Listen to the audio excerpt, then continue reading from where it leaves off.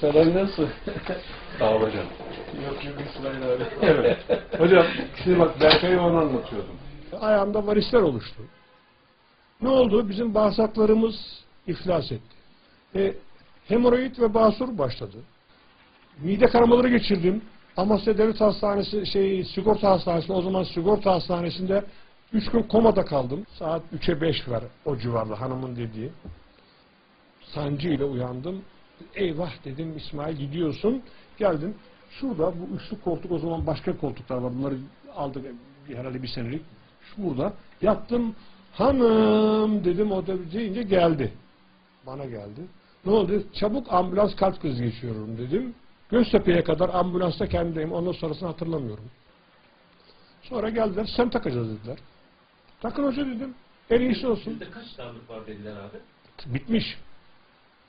Damar tıkalı tamamen. Tamamen tıkalı. Balon açmadı. İsmail abi bu nefes darlığınız, koahınız da vardı. Onu bir anlatır mısın? Nasıldı koah? Hocam şimdi şu raporları görünce benim koayı anlayacaksın. Siyamersen hastasıyım. Kalpte ikilem sistem var. Bir gün ben terliyorum. Olmuyor. Şuraya bunu yapıyorum. Yatağın kenarına oturuyorum. Yatarken yoruluyorum. Bak pijamaya giyemiyorum, bir şey yok. Yatağın kenarına oturuyorum. Ya yatarken yorulur mu insan? Tabii hep kalpte bizim sorunumuz. Gittim kardiyoda, yani beni ilk tedavi eden o sistemleri takan hocalarım işte 4. kardiyoloji, Siyamersek'te. Onlardan da Allah razı olsun yani şeydi. Dedim ki hocam bende böyle bir sorun var. Baktım muayene etti falan. Dedi ki amca bu ondan değil.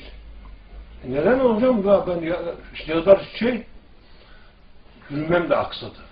1 derecelik rampayı 10 metre yürüyemiyorum. 1 derecelik rampada yürüyemiyorum. Duruyorum, kalıyorum yani. 1 derecelik şöyle çok hafif bir rampada yürüyemiyorum, kalıyorum.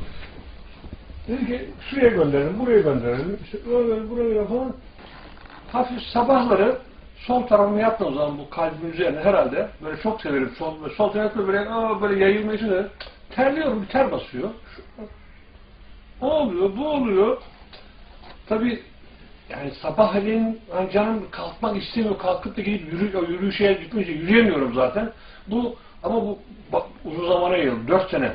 4 sene ben evden dışarı çıkmadım. Sabahları yürüyüşe gitmedim. Nefes darlığı oluyor. Nefes darlığı oluyor çünkü odanın hemen kalkıyorum. Camları açıyorum. Hanım şimdi kahvaltı yazmış gidiyorum. O camları da açıyorum. Odanın havası yetmiyor. Şuraya bir şey gönderdiler. Sinem Üngör diyor. Allah razı olsun. Diyor hoca, uzman. Şimdi o da doçent oldu. Teşhis koydu. İşte ölçümler, MR'lar, şeyler falan. Kronik bronşit koa. Hocaya bunu anlattım. Dedim ki hocam şimdi dedim işte bu arada bu şikayetler almış dedim. Aorta ölçtüler dedim. 3,5 seviyesinde, 3,5-4,5 seviyesinde. Genişlik, aorttaki genişlik. Aorta genişlik. Ne diyorsun dedi bu. Yo bırak o işleri bırakacağız artık. Hangi işler var? Bu olmaz. Niye? Dedi ki önce aorta halledeceğiz. Bundan tam 6 ay önce. Tam 6 ay önce. Hadi eve git dedi. Hocam ne oldu dedim yani hani ameliyat dedim.